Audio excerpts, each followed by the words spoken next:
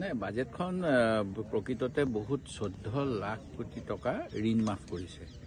ডাঙৰ ডাঙৰ ধনী মানুহবিলাকৰ আৰু ধনী মানুহৰ সংখ্যা কম কিন্তু তেওঁলোকৰ হাতত আমাৰ দেশৰ সম্পত্তি বেছিভাগে আছে দুখীয়া মানুহৰ সংখ্যা বেছি আৰু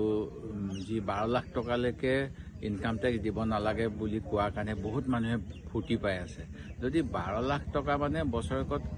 12 লাখ হলে মাহেকত 1 লাখ টকা যদি এনেকুৱাই হয় তেতিয়াহলে প্ৰধানমন্ত্ৰীয়ে যি আমাৰ দেশৰ 85 কোটি মানুহক বিনামূলীয়া চাউল দি আছে চাউলটো বন্ধ কৰি দিব লাগে তেওঁলোকে ইমান ইনকাম হলে তেওঁলোকে নিজে কিনি খাব পাৰিব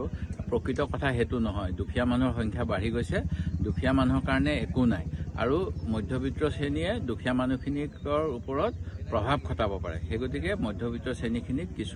কিছু সকাহ দিব বিচাৰিছে কিন্তু বয় বস্তুৰ দাম কমা নাই জিএসটি বাঢ়ি গৈছে দৰমহা বঢ়া নাই নিবনুৱা সমস্যা বৃদ্ধি হৈছে এইবিলাকৰ বিষয়ে একো নাই আৰু অসমৰ কাৰণে একো দিয়া নাই বিশেষকৈ যেটো নামৰূপৰ কথা কৈ আছে হাড় কাৰখানাৰ কথা নামৰূপ হাড় কাৰখানাটো নতুন কথা নহয় আপোনালোকে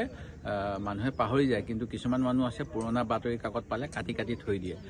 থৈ দিয়ে মানুহ কোনোবা আছে যদি সুধিব 2014 চনত 100 দিনীয়া কৰ্মসূচীত নৰেন্দ্ৰ মোদী ডাঙৰীয়াই প্ৰথম 100 দিনৰ ভিতৰত নামৰূপ হাড় কাৰখানাটো পুনৰুজ্জীৱিত কৰিম বুলি কৈছিল তাৰ পিছত প্ৰতিটো নিৰ্বাচন আহিলে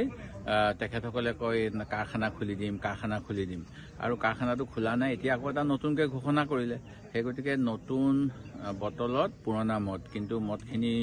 তেনেকৈ আছে সেই গতিকে আমাৰ একো দেখাই নাই এতিয়া মাজতে ক'লে সেইটো ব্যক্তিগতকৰণ কৰা হ'ব মাজতে ক'লে অসম চৰকাৰে তাত পইচা লগাব মাজতে ক'লে এইটো 4th ইউনিটটো দিয়া হ'ব 100 দিনৰ ভিতৰত কৰা হ'ব কিন্তু আজি তো মোদী ডাঙৰীয়া 100 দিন মানে 3 মাহ হৈছিলে 3 মাহৰ জায়গাতো তেখেতে এতিয়া 10 বছৰতকৈ অধিক দিন চলালে আমিতো একো দেখাই নাই সেই গতিকে দেখিলেহে লিখিম বুলি যেটো কথা আছে সেই কথা মতে বাজেটখন চাব লাগিব আৰু কৃষকৰ কাৰণে বিশেষ সকাহ নাই ক্ষুদ্ৰ উদ্যোগৰ কাৰণে কোনো সকাহ নাই নিবনুৱা যুৱক যুৱতীসকলৰ কাৰণেও বিশেষ একো দেখা নাই অসমৰ কাৰণেতো একো নাইয়ে আমাৰ অসমত খেতি এবাৰে হয় আমি যদি বেছিকৈ খেতি কৰিব পাৰো ভাল হ'ব এতিয়া চনপৰা মাটি কিমান আছে